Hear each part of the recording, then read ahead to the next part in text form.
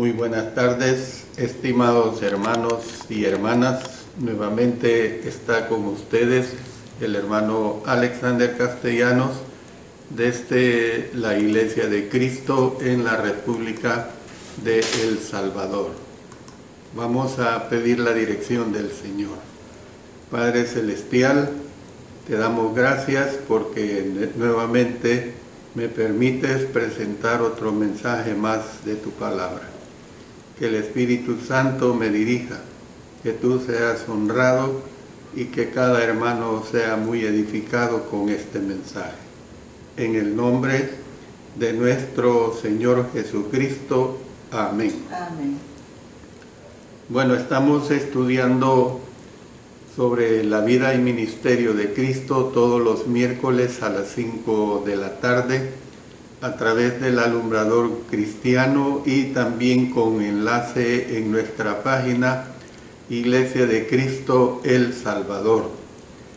El tema que comencé el miércoles 5 de octubre, recuerden que han habido 2 semanas que no he presentado estos mensajes, pero ahora gracias a Dios vuelvo con ustedes.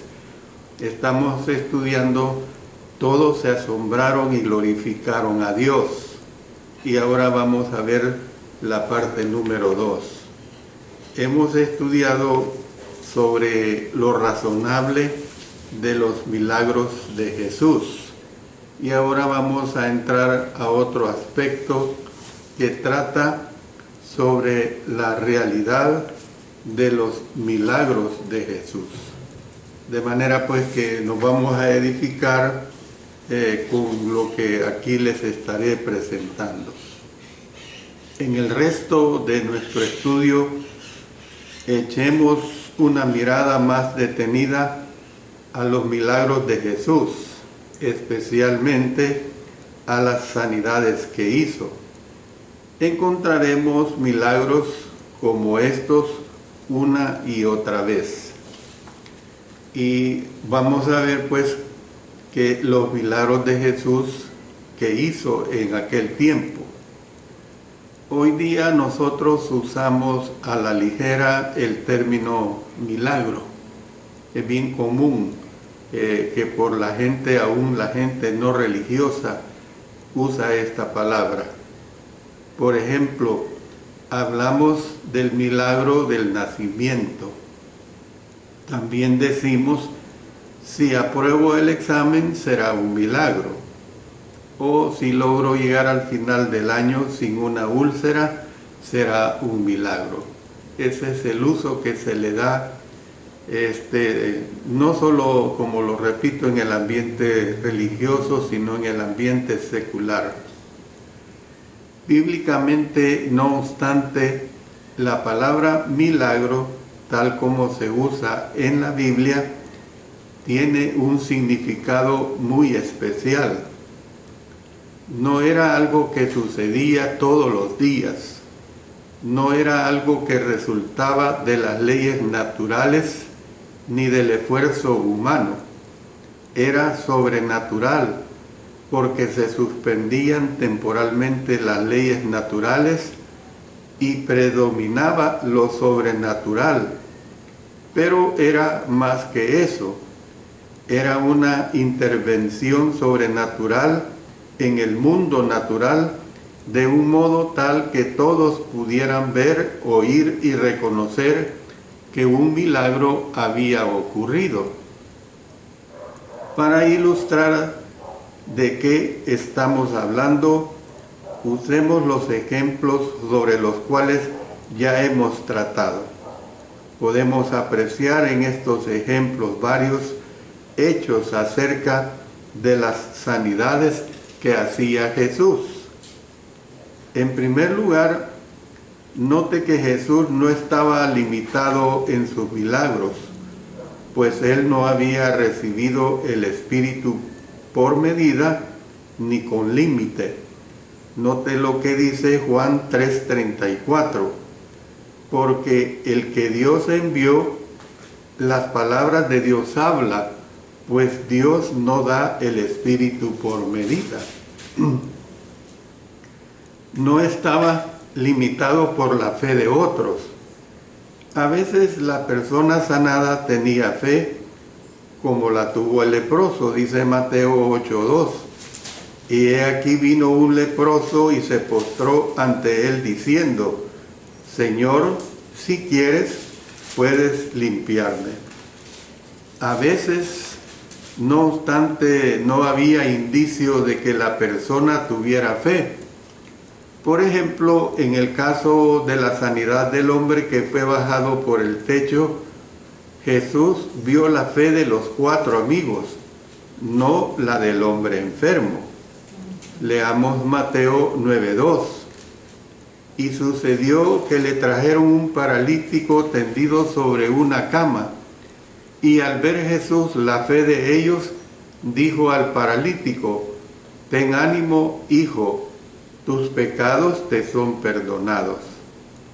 Esto mismo lo repite Marcos 2:5, donde dice: al ver Jesús la fe de ellos, o sea, haciendo referencia a que quienes tuvieron fe fueron los parientes, los amigos, familiares, lo que sea.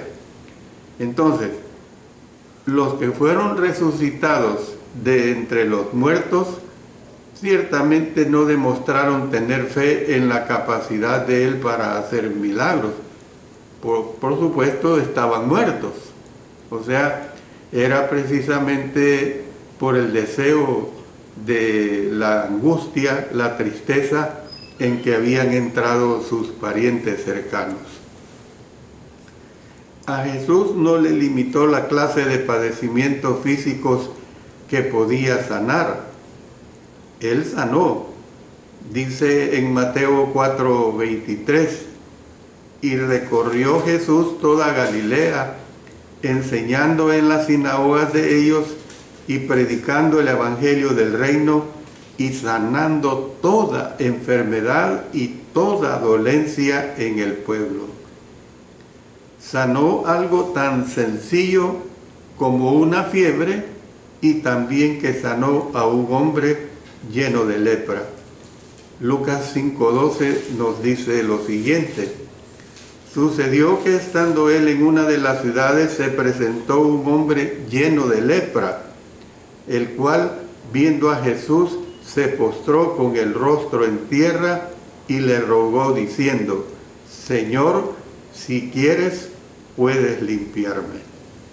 O sea, ya lo he dicho en clases anteriores, que la enfermedad de la lepra no estamos hablando de una simple gripe, ¿ve?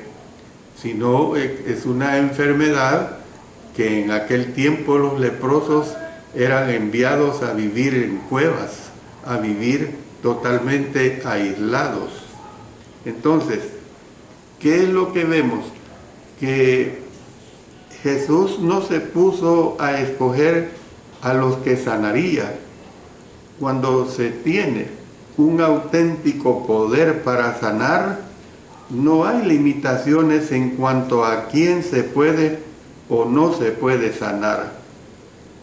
A Jesús tampoco le limitó el número de personas que necesitaban ser sanadas. Pudo sanarlas a todas. No conoció el fracaso. Eso es bien contundente en lo que el Señor nos dice. Y vamos a leer 3 versículos que nos ayudan a corroborar esto. Dice en Mateo 4:24, y se difundió su fama por toda Siria, y le trajeron todos los que tenían dolencias, los afligidos por diversas enfermedades y tormentos, los endemoniados, lunáticos y paralíticos, y los sanó.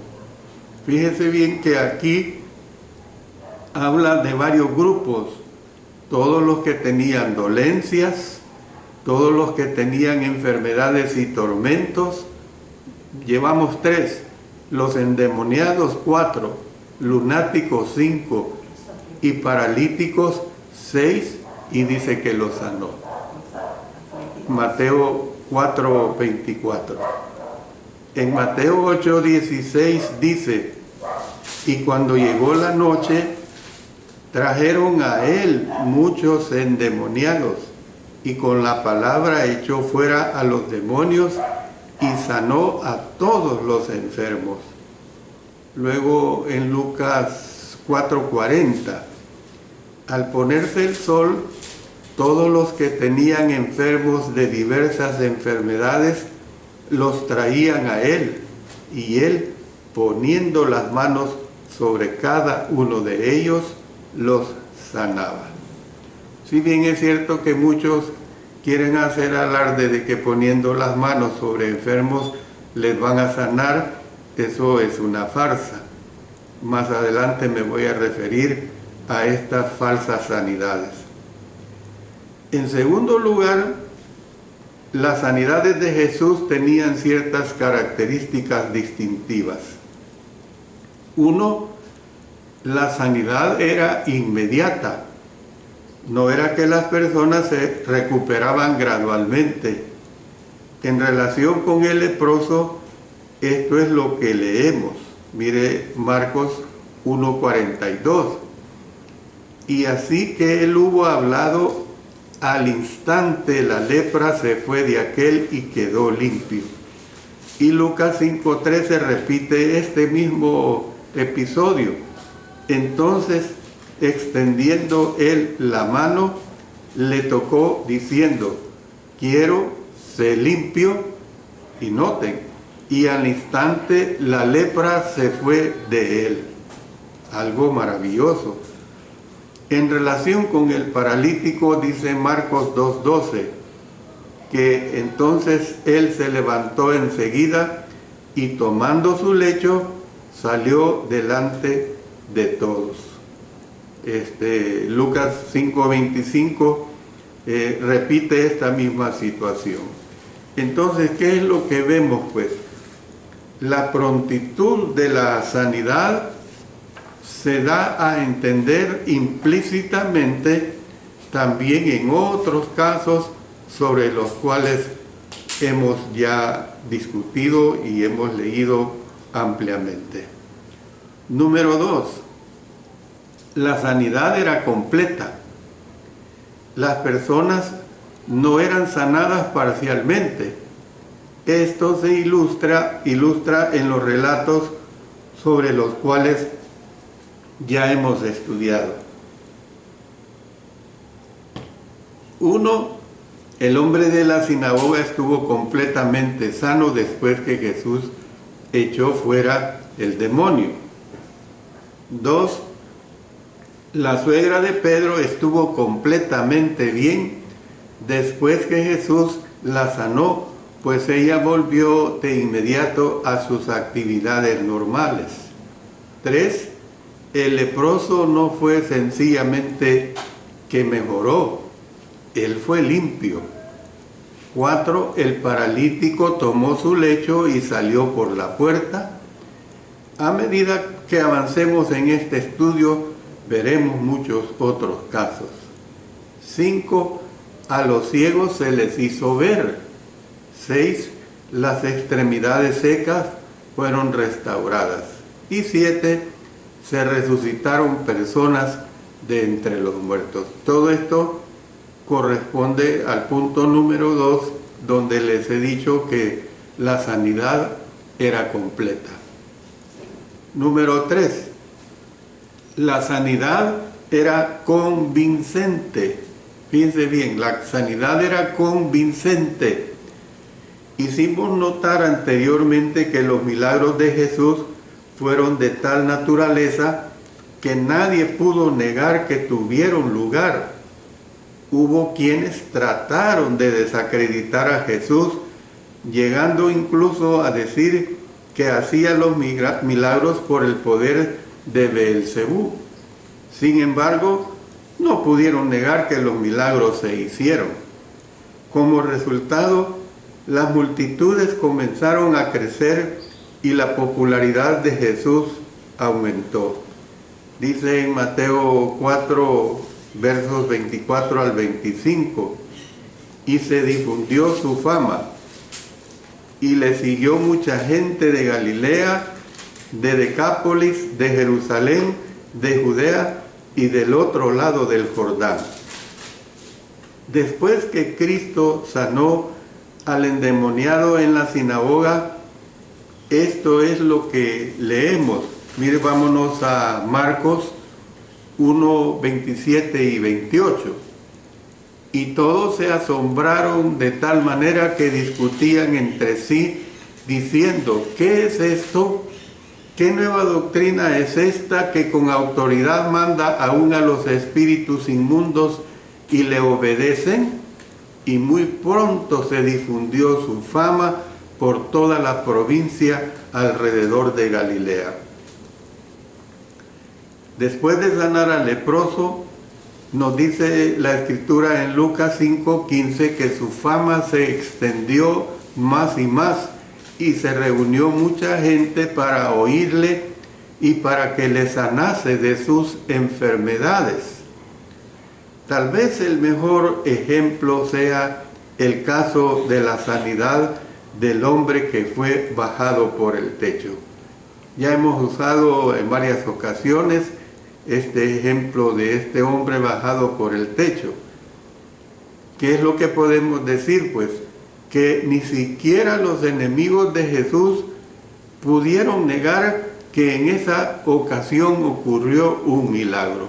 Porque usted tiene que preguntarse cómo es posible que solo imagínese su casa, no se traslade a las casas de aquel tiempo, pero imagínese su casa, que el techo sea roto, sea abierto, pensando y estando seguros que en esa casa está la presencia del Señor Jesús y usted quiere llevar a su hijo, a su hija, a su madre, a su padre, que tiene una parálisis de toda una vida. Eso es algo sorprendente, pues. Hay otros aspectos de las sanidades de Jesús que podrían hacerse notar, pero recalcaremos solo uno más. Y aquí voy a entrar al tercer aspecto. En tercer lugar, pues, los fines de Jesús eran primordialmente espirituales. Su propósito era salvar almas, no solamente aliviarles el sufrimiento corporal. Cuando usted estuvo leyendo, mire lo que ya hemos visto de Lucas 4:43. El versículo dice, pero él les dijo, es necesario que también a otras ciudades anuncie el evangelio del reino de Dios, porque para esto he sido enviado. No dijo que fuera enviado a sanar, sino a predicar para que las personas pudieran ser salvas. Lucas 19:10 confirma esta declaración, porque el Hijo del Hombre vino a buscar y a salvar lo que se había perdido. ¿Perdido por qué? Por causa del pecado, pues. Entonces, esto no significa que a Jesús no le conmovía el sufrimiento humano. Cuando vio al leproso, la Escritura nos hace ver, pues, que Él tuvo misericordia de éste. Miren lo que dice Marcos 1:41. Y Jesús, teniendo misericordia de él, extendió la mano y le tocó y le dijo, quiero, sé limpio. Significa, pues, que la prioridad más alta de Jesús no era sanar ni realizar otros milagros. Estaba de lo más interesado en las almas de los hombres, no en sus cuerpos. Cuando el paralítico fue bajado por el techo, lo primero que Jesús hizo fue perdonar sus pecados. Por eso le repito en Marcos 2:5, al ver Jesús la fe de ellos, dijo al paralítico, hijo, tus pecados te son perdonados. Y ahora me voy a referir a los llamados milagros hoy en día. Hace un momento le decía que iba a dedicar tiempo para ello, para contrarrestar lo que la Sagrada Escritura es bien clara y lo que la Sagrada Escritura no comprende ya en relación a los supuestos milagros que ciertos religiosos dicen hacer. No hay que dejar esta parte del comentario sin extraer algunos contrastes. Una razón por la que las personas no creen en los milagros de Jesús es que algunos afirman hoy día tener el mismo poder que tuvieron Jesús y los apóstoles. Es una declaración que va en contra de la voluntad de nuestro Dios, de la voluntad de los milagros que el mismo Señor Jesucristo hizo. Cuando los escépticos analizan lo que estos impostores hacen y determinan que no es milagroso, concluyen que Jesús y los apóstoles tampoco pudieron hacer milagros. Mire qué desfachatez en hacer semejantes declaraciones. Sin embargo, notemos algunas diferencias entre los milagros de Jesús y los supuestos milagros de hoy en día. Note, le doy énfasis a la palabra supuestos milagros de hoy en día, porque no son milagros. Como vimos, a Jesús no lo limitó nada para realizar sus milagros. No lo limitó la fe de otros, ni la clase de problema físico, ni el número de casos. Los supuestos hacedores de milagros de hoy día, por el contrario, cuando no pueden sanar a alguien, a menudo dicen que se debió a que no tenía fe. Y lo que hemos visto de aquel paralítico que fue bajado por 4 hombres y él ni siquiera tuvo fe, sino que sus amigos o sus parientes. Esto es lo que en efecto dicen. Estamos limitados por la fe del otro. Imagínense la salida que dan. Además, vimos que Jesús pudo sanar a todos y todas las enfermedades, mientras que hay enfermedades que los llamados sanadores de hoy en día no intentan sanar. Cada vez que realizan sus servicios de sanidad, como suelen llamarlos, las personas vuelven a su casa sin haber sido sanadas. Contrastemos especialmente 3 características de los milagros de Jesús. Los milagros de Jesús fueron, en primer lugar, inmediatos y en segundo lugar, completos. Los llamados sanadores a menudo insisten en que la persona sanada, entre comillas, ha mejorado y que continuará mejorando. Si uno asistiera a un servicio de sanidad, no vería extremidades secas que se restauran a la normalidad, ni vería a los muertos levantarse. La tercera característica es devastadora para los que afirman hacer los mismos milagros que Jesús hizo. Los milagros de Jesús eran convincentes. Los milagros de Jesús convencían a sus enemigos, convencían a los escépticos. Nadie podía negar que había tenido lugar un milagro. No es difícil negar que los milagros están ocurriendo hoy en día. Estos milagros no ocurren y son personas engañadoras. Son engañados los que supuestamente atribulados por una enfermedad acuden a ellos para que sean sanados y no son sanados. Por último, hay un contraste en el énfasis.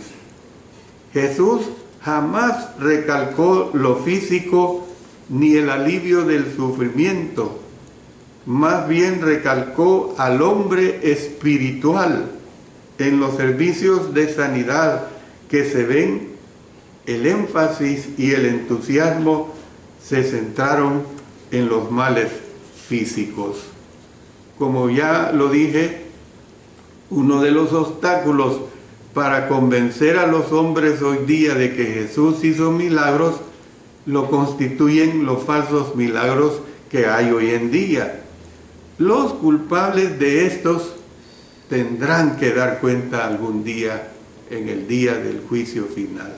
Eso es plena seguridad que así será por pretender hacer lo que Jesucristo solamente Él pudo hacer y por engañar a las personas atribuladas, a las personas enfermas.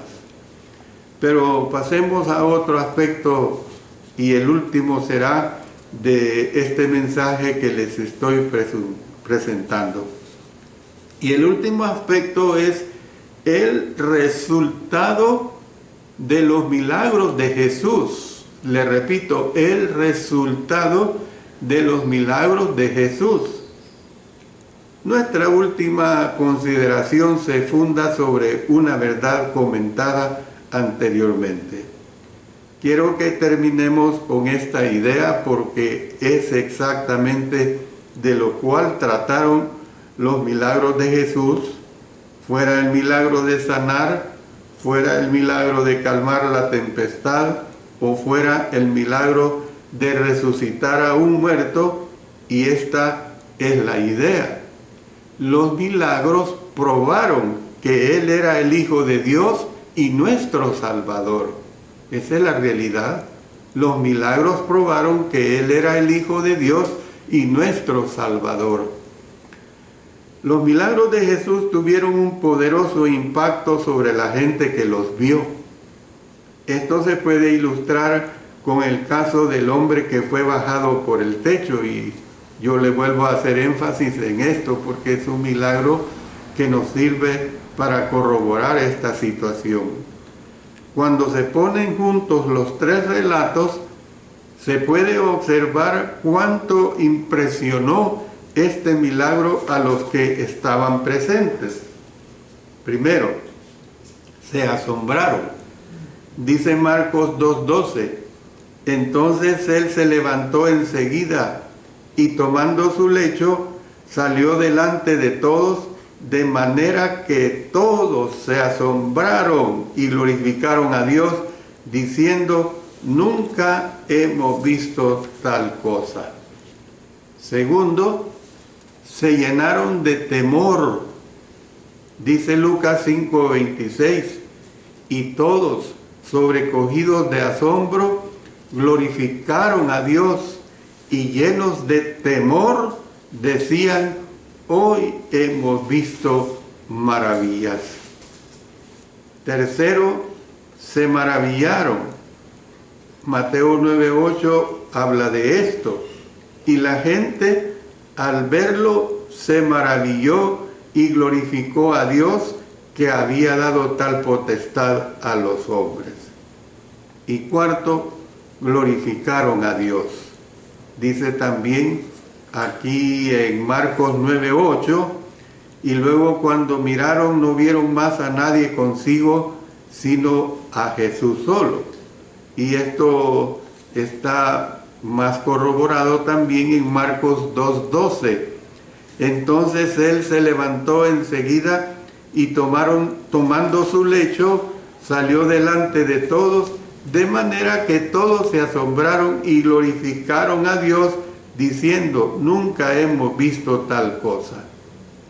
Y por último, en Lucas 5:25 y 26, al instante, levantándose en presencia de ellos y tomando el lecho en que estaba acostado, se fue a su casa glorificando a Dios. Y todos, sobrecogidos de asombro, glorificaban a Dios y llenos de temor decían, hoy hemos visto maravillas.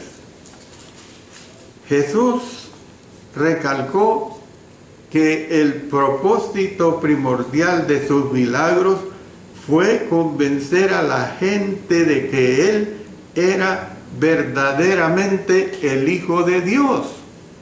Por ejemplo, para probar que Él tenía autoridad para perdonar pecados, algo que solo Dios puede hacer, sanó al paralítico que fue bajado por el techo.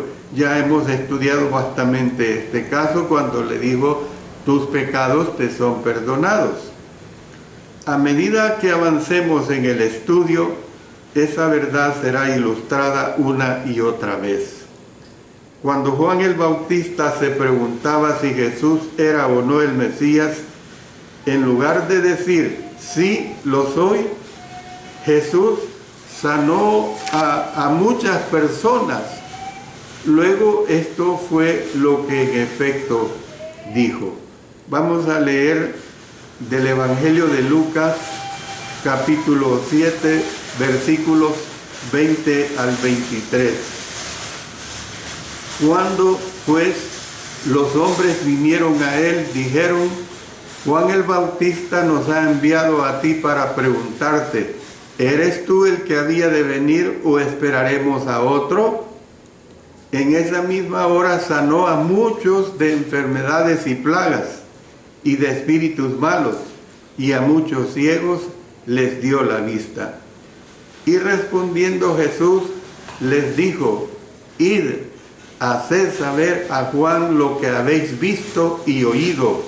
Los ciegos ven, los cojos andan, los leprosos son limpiados, los sordos oyen, los muertos son resucitados, y a los pobres es anunciado el Evangelio, y bienaventurado es aquel que no haya tropiezo en mí.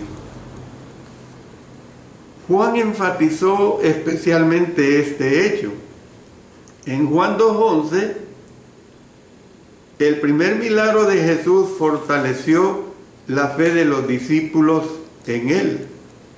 En Juan 5:36, Cristo dijo esto, las mismas obras que yo hago dan testimonio de mí que el Padre me ha enviado. Jesús pues desafió a sus discípulos, creerle por las mismas obras. Y en Juan 14:11 pues lo reitera esto, creedme que yo soy en el Padre y el Padre en mí. De otra manera, creedme por las mismas obras. Puede que usted diga, deseara haber visto los milagros de Jesús, porque entonces creería. Juan tomó en cuenta esto también cuando dijo, mire lo que dice en el Evangelio de Juan 20, 30 y 31.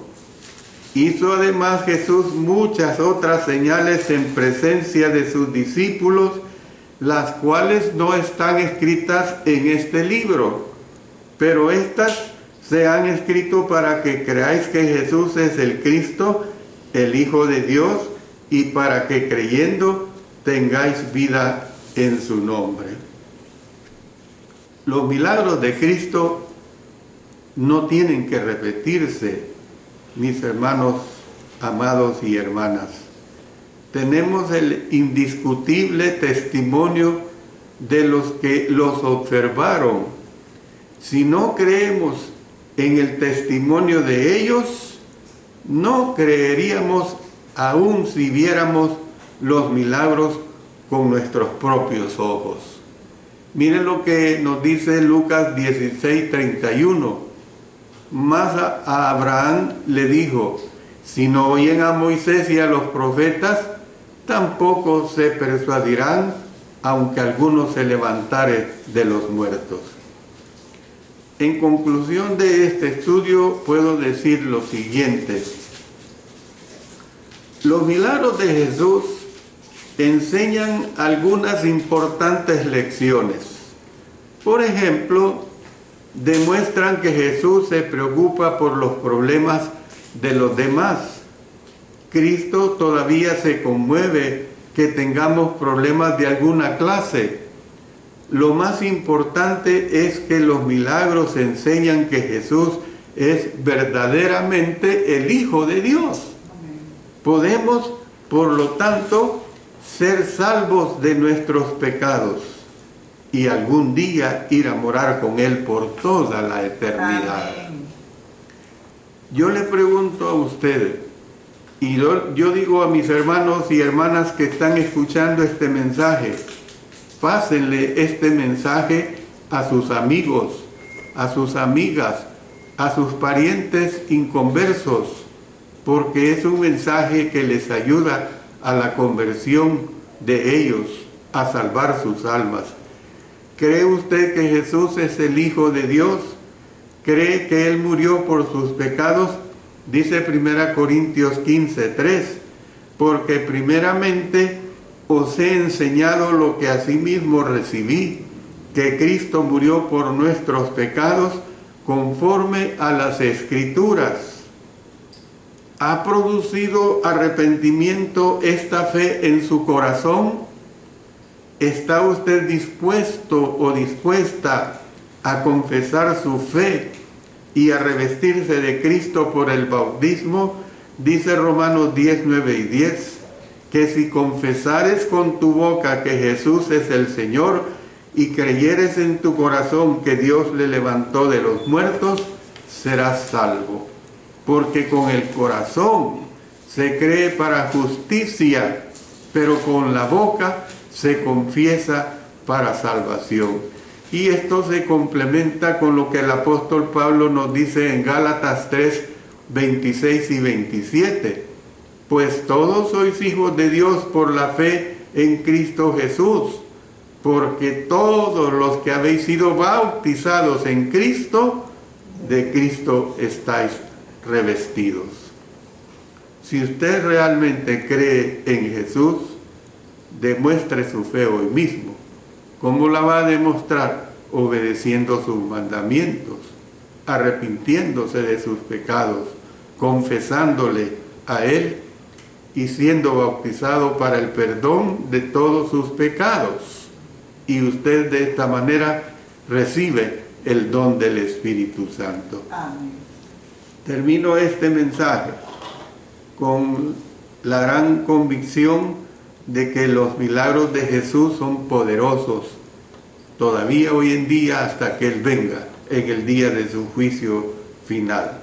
Siempre les invito a que todos los miércoles 5 de la tarde sintonicen mi programa sobre la vida y ministerio de nuestro Señor Jesucristo. Son lecciones muy edificantes y son lecciones que ayudan a crecer nuestra fe. Y cuando nuestra fe crece, la gracia del Señor se manifiesta más en nosotros. Oremos. Padre Celestial, una vez más estamos agradeciéndote mucho porque tú eres grande, y porque eres grande nosotros estamos convencidos de tu palabra y de vivir haciendo tu sagrada voluntad.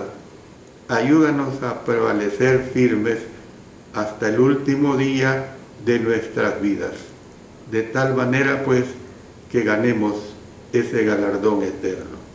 Pues lo hacemos todo en el poderoso nombre de nuestro Señor Jesucristo. Amén. Amén.